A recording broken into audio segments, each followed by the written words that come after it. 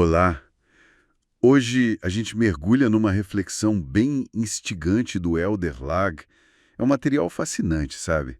Ele pega analogias da física para falar de fé, de consciência, de equilíbrio, coisas bem profundas. A ideia principal é essa conexão, né? Entre resistência elétrica que precisa para ter luz e a busca por um equilíbrio espiritual e até global. Então, o nosso papo aqui é para explorar essas ideias dele. Como é que a tensão entre opostos, como ele chama, resistência consciente, pode gerar luz, entendimento. Isso vai na contramão do ego, da divisão que a gente vê tanto, né?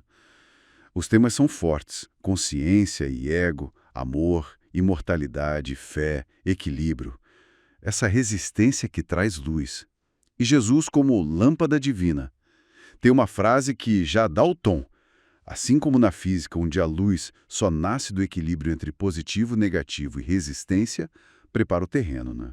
Vamos lá então para essa analogia central. Ele faz um paralelo da luz física, positivo, negativo, resistência, com o equilíbrio que a gente vê como essencial nas tradições espirituais, cristianismo, judaísmo, islamismo, e até na estrutura do átomo, próton, elétron, nêutron. Ele diz assim: é a tensão entre forças opostas, atravessadas por uma resistência consciente que gera energia, que traz luz. Forte isso. E o interessante, né, é como ele aplica isso para o nosso mundo hoje. O texto sugere que as potências mundiais, ele cita América, China, Rússia e até religiões em conflito, agem como esses polos opostos. Só que falta a tal resistência consciente ali no meio, sabe? Para mediar. E a consequência disso, segundo Lag, é escuridão.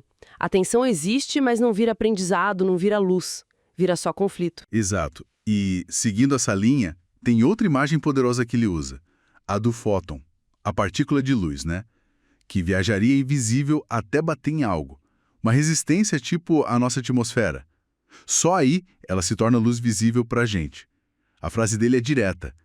É a resistência que transforma o invisível em visível. Ou seja, a resistência não cria luz do nada. Ela revela o que já está lá. E aí, aprofundando no fóton, ele faz uma ligação mais direta com a consciência. Ele interpreta o fóton como pura consciência de compartilhar, sem massa. E a massa, para ele a massa está ligada ao ego, ao desejo de receber só para si mesmo. Ele chega a fazer uma equivalência, olha que ousado, luz igual a consciência de compartilhar, massa igual a consciência do ego. É como se o universo físico espelhasse estados de consciência. Sim, e a implicação que ele tira disso é bem radical. Ele sugere que se a gente, como humanidade, superasse o ego coletivo, se a gente imitasse essa leveza do fóton focada só no compartilhar, a nossa própria percepção de tempo e espaço poderia mudar bastante. Ele até fala que o futuro que a gente busca poderia virar presente de alguma forma. E tem uma crítica ali, né, meio velada talvez, aos físicos, por focarem muito nas fórmulas e talvez esquecerem o papel da consciência nisso tudo. Isso leva a gente a olhar diferente para coisas bem antigas, né? Tipo, amar ao próximo como a si mesmo. O Lagoa apresenta isso não só como moralidade, mas quase como uma tecnologia para ir além das nossas limitações. Ele também fala da imortalidade dos nossos átomos, que estão por aí há bilhões de anos, né? Em contraste com a nossa forma, que é temporária. Pois é, e aí se desenvolve a ideia de que a humanidade é uma só unidade, incluindo todo mundo, todas as religiões, ateus, agnósticos, geral. Esse jogo de ficar separando em certo e errado seria um desvio dessa unidade básica.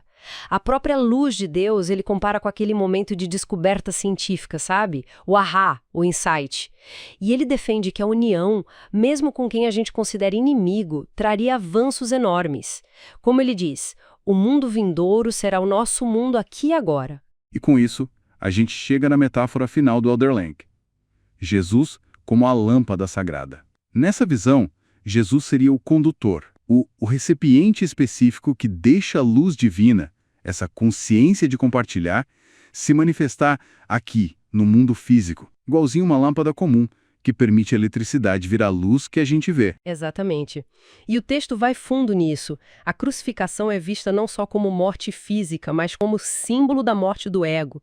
Ele associa isso à árvore da vida, que tem a ver com ser, com compartilhar, em oposição à árvore do conhecimento do bem e do mal, que ele liga ao ego, à separação.